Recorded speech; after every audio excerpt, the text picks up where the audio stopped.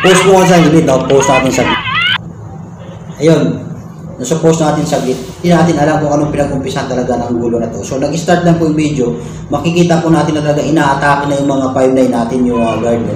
Pinoprovoke na po sila ng mga residente. Which is tama po yun, na umiiwas sila, parang defensive po ang laban dito. Dumidipinsa lang po sila, parang ayaw nila makipag-engage. Kahit na ina-atake na po sila, umiiwas po sila doon sa mga residente na umatake sa kanila. Tama po yun, no? Sana sa ating mga 5-9 dapat meron tayong maximum tolerance, no? So, yan, sige. Tuloy natin, tuloy natin.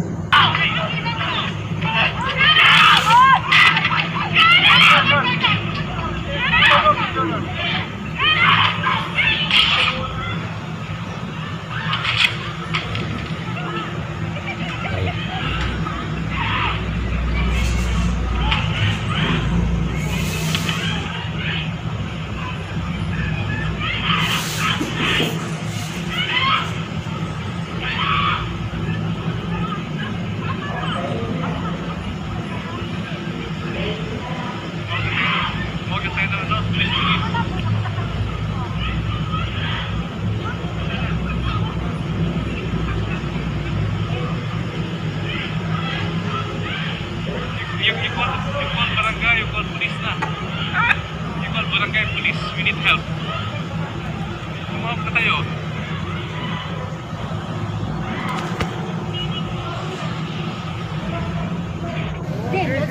Nakikipagsukat ka sa homeowner, ha? Go! Ha? Ha? Pumalo ka para malaman mo. Ano sabi mo? Ulitin mo? Pumalo siya! Pumalo siya? Pumalo siya para Anong malaman niya! klaseng security ka, ha? Palo yan, ma'am. I'm protecting my phone! Shut the fuck up! Hindi kami You're pwede supposed to be a upo sa inyo, security! Shut up! Get up! Sasaktan na kami? Out! Security kami rito! Out! Out! Out! Hindi ka nagpapasahod sa amin! Out! Hindi ka nagpapasahod sa amin! Kaming lahat! Pera namin yan, homeowners! Hindi yan! Oh, wow! Pera! Kami yung kami Okay!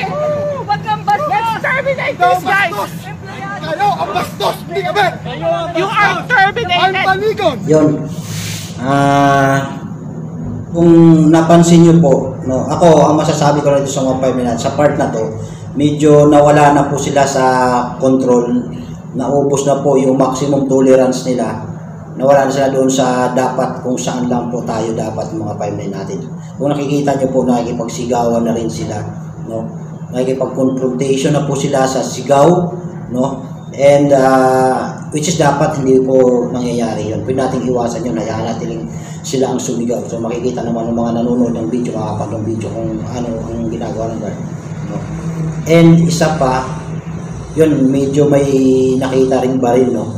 Sa mga ganitong pong sitwasyon kasi kung mayroong kaguluhan habang maaari, yung mayroong may baril, medyo huwag na muna sumali sa pag-awat o pag-protekta kung ano po protektahan. Kung ganito rin lang naman, hindi naman mga kriminal ang kalaban. O kung tutulong mag-ayos ng sitwasyon, dapat muna itinatabi muna yung baril bago tumulong, no? And yung makipagmurahan, no? Sa part na to, so hindi ko kinoconsider yung mga 5 natin dito, medyo hindi tama, no? So tuloy Out natin. of South Bay! Out! Out! Here, may ID! Look at what he's doing to Tita Gina. Relax ka lang. Here, may ID! Relax ka lang. Look at the fuck what he's doing! Bakit nahihiyama kayo? Nahihirap kami? Pwede namin natapin? Oh, I'm so sorry! Oh, yun ba? Yun. You forget Very, my very joke. bad. Hindi talaga tama yun. Yung magsalita ka ng mura Fucker! sa mga residente bilang isang guard, no? Ay pagsigawan. Tindas kayo! No yun sa ating mga 5 na. I'm so sorry. You're not doing your job as security, asshole. Hindi ko sinasabing tama yung mga residente, pero hindi tama yung makipagsigawan na pagmulakan. Doon tayo nagiging mali. I'm so sorry. Doon tayo nagiging mali mga 5 na tayo na tama. May poverty May karapatan kami. and wealth. May karapatan. Tao lang din kami. Yung Tao lang din homeowner kayo. na nagbabayad sa inyo, asshole. Saan yan? Asshole. Yun, ano makikita What nyo, the no? fuck you're talking about? Sobra-sobra kang magmura yung mga No residente. idea what you're talking about, son of a bitch.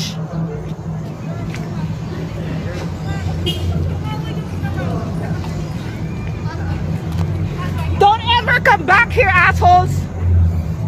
Don't ever come back here.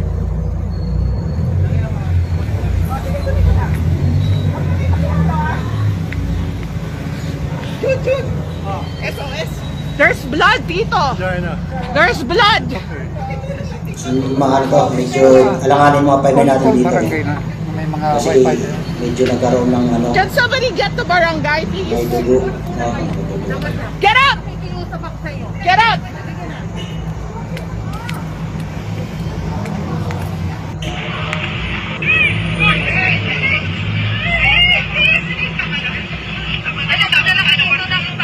Call the police!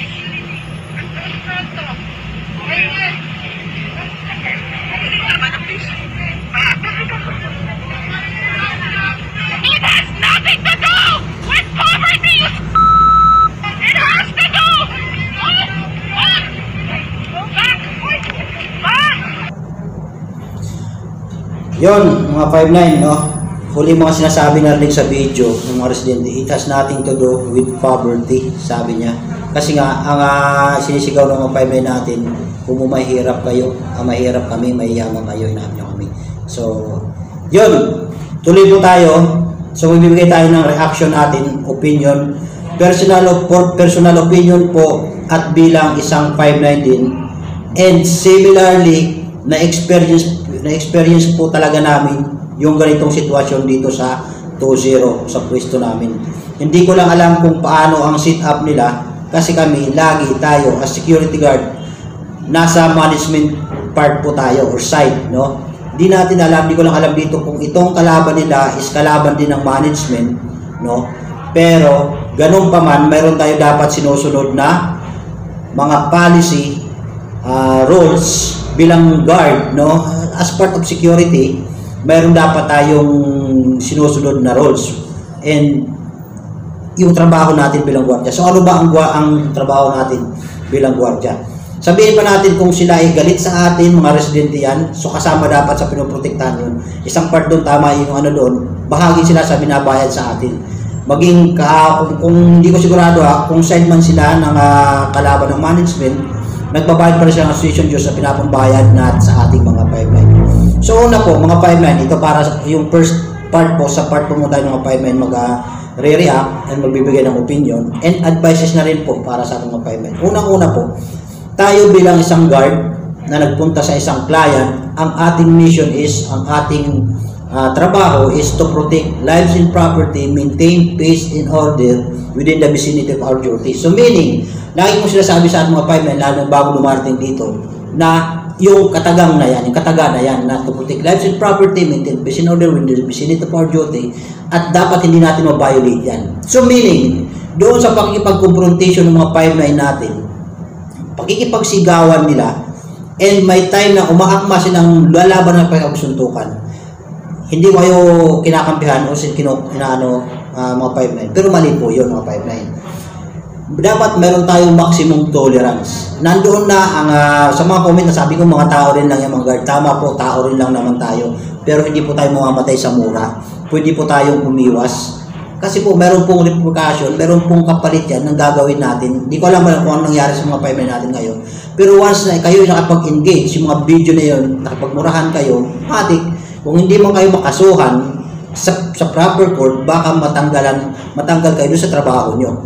Or kung ipupulso yan, baka pinadala pa yan sa sosya, baka magkaroon pa kayo ng kaso sa sosya, suspension or ano, no? So yun, dapat huwag tayong mawawala doon sa ating basic function bilang guard, no? Yung to protect lives and property, maintain peace and order within the vicinity of our duty. Huwag na huwag tayong makipag-engage sa anumang confrontation, physical alternation, no? At makipagmurahan. Sana mga 5-9, alam ko, mali. Alam ko sa sarili ko lang, personal opinion, mali po yung 5-9, pero hindi ko kayo ninaandol. Dapat iniwasan yun, no? Secondly, no, kapag tayo nasa isang client, no, uli, ang sabi ko nga, mayroon tayong mga house rules dyan. Sa isang condominium, sa isang subdivision, mayroon pong house rules yan. So, as security, dapat in accordance to the house rules policy, nandun lang po tayo. So, ano ba ang nangyari dyan? Kung ito ang instruction ng management, may nasa house rules yan, may policy tungkol dyan, pwede natin ipaglaban yan. Pero hindi dapat humahantong doon sa nakikipag-away tayo. Kung tinatanggal nila yung tarpaulin, hindi ko alam kung gano'n na nangyari, tinatanggal tarpaulin. No? Dapat nabantayan pa lang in the first place, nabantayan na. No? Siguro kung andun na nakabantay na hindi na sila makalapit, so wala na nangyayari. Unless otherwise na pinoprovoke talaga kayo, kaya gano'n na nangyayari. No? Pero dapat in accordance yan doon sa house rules and policy ng client or ng management kung saan tayo contracted. No? Uli, never engage in confrontation, no? Yung mga trash talking, yung pagmumura, dapat hindi po tayo na-engage doon, mga 5-9. Huwag na po natin gawin yun, no? Ngayon, kung ang instruction, nakita ko kasi yung pinalalaya sila, no? Go ahead, no? Never come back, parang ganon. Hindi ko alam bakit kailangan kayo sigawan lang ganon at bagay palayasin kung hindi sila sa management side. Kasi ang management po, dapat ang sinusunod natin. Provided na tama po yun. Kaya kung yun ay nasa house rules, kung yun ay may policy, hindi po tayo dapat magpatinag doon. Huwag lang tayo makapagsuntukan. Uli dapat manindigan tayo kung ano ang house rules kasi in any case, no, kung sakasakali na magkaroon ng mga legal battle dyan, no, pasasaan ba at ma-dismiss din yan? Abala lang, pero ma-dismiss din yan. Kapag sumusunod tayo, dokumentado ang trabaho natin, nasa house rules yan, may policy, may instruction ng management, ang client natin, magkaroon man ng kaso dyan, madidismiss din yan, no? Pero yung nakita sa video, nakipag-away, nakipag-ano kayo, baka maging grounds yun, mga 5-9, no? So, hindi ko naman inaano yun, hindi ko dinidesisyon, or hindi ko kinukundina lahat mga yun. Baka lang, personal opinion ko lang yun, mga 5-9, no? Ngayon, ang isang napansin ko, hindi ko ma-distinguish doon kung sino ang security officer doon. Kasi dapat, ang ganitong mga sitwasyon, sa umpisa pa lang, dapat namumonitor na and kontrolado dapat ito ng security officer or head ng security doon sa TOSER nyo, mga 5-9. So, hindi ko alam bakit umabot ng ganito. In the first place, kasi dapat si officer, siya dapat ang umpisang initially nakikipag-communicate doon sa gumugulo sa inyo. Nakikiusap na ma'am, sana po huwag ganon, huwag nyo kami ganitohin. Sumusunod lang po, kung may concern po kayo, nandiyan po yung management. Sana po ma'am, nakikiusap po kami.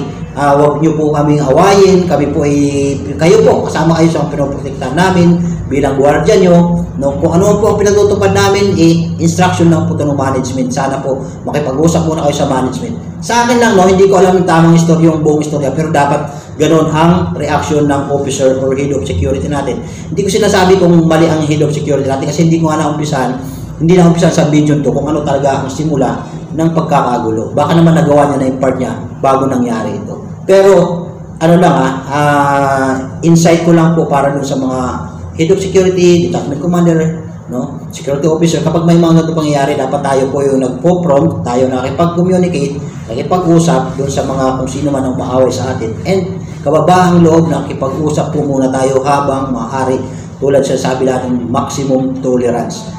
Huwag natin ipaubos yung tolerance natin, no? Exercise natin yan, yung maximum tolerance.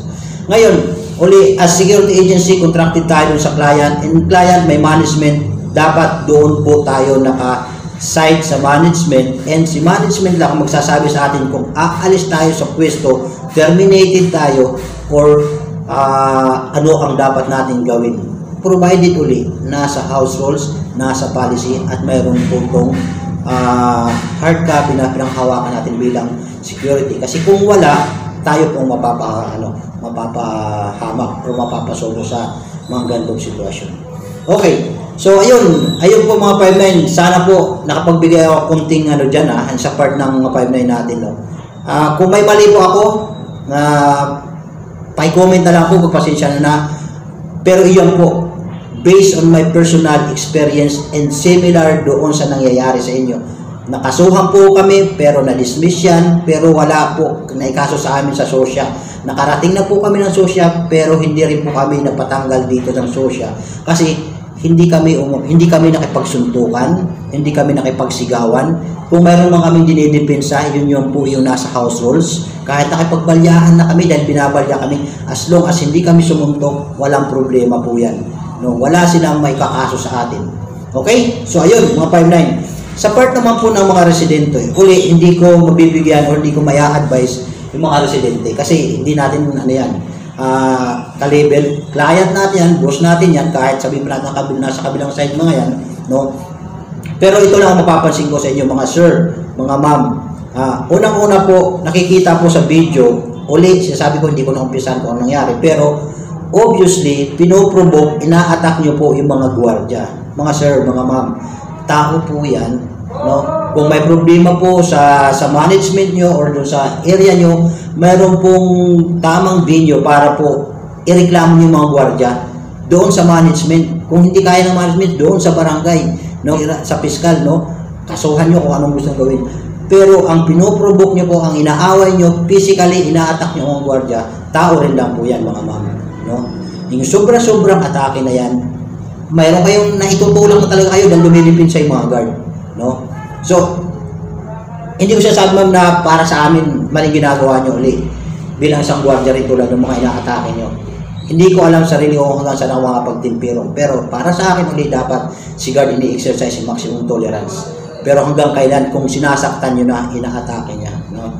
Siguro isa sa mga dahilan, and iniisip nyo dahil gwardiya yan, hindi yan lalaban sa inyo kasi kapag lumaban si guard, magiging mali na sila sa mata ng tao. Kaya siguro sobra-sobra nyo silang ina-atake at pinoprovoke. Halos nakita naman na kayo talaga yung unang susuntok, aatake sa guard, na lumilipinsa na lang yung guard hanggang sa naitutulak na kayo, no?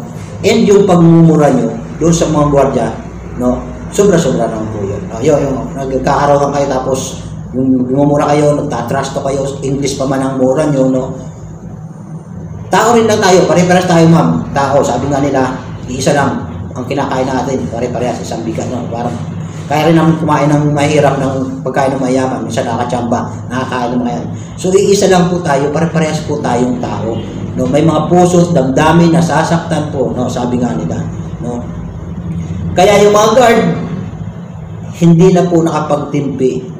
Sumagot na po sa inyo, nakipagsigaw na po sa inyo, at nakipagmurahan na po sa inyo. Pero sa part na yun, yun ang sinasabi ko po na mali po para sa amin mga gwardiya, ang makipagmurahan sa inyo. Yung lumupinsa, sumalag, pwede po yun namin gawin para hindi nyo masaktan. Pero yung maitulak kayo dahil na umaatake kayo, hindi pa rin po yun, no? No, hindi pa rin kasalanan ni guard yun, no? Habang umiiwas si gwardiya, no? So ayan lang po mga madam, sana po sa susunod kung meron kayong mga disagreement kung saan man, at meron kayong concern sa mga guard, meron kayong kailangan complain sa mga guard, meron pong tamang venue, sir, ma'am. Huwag nyo pong atakihin yung mga gwardiya na nagtatrabaho po at sumusunod lang po sa instruction ng management ng client po namin. Yun lang po ma'am, no? Sana po maging magpapasko, sana po bati-bati po tayo, no? Sana po iwasan natin yung ganong mga pangyayari, no? So yun lang, sana po mayroon tayong magandang nasabi, no? Na-share doon sa reaction natin dito sa video to. So kung bago ka lang po ulit dito sa channel, no, ni 59 Juicy Nag, baka po maaaring maki-like, share, and subscribe sa ating munting bahay po. Okay? So ito po ulit ang iyong 59, si 59 Juicy Nag, nagsasabing magandang araw, magandang buhay, ingat-ingat po tayo lahat. Peace, bati-bati mga 59, wala pong away. Merry Christmas po, advance para sa lahat. Yes sir!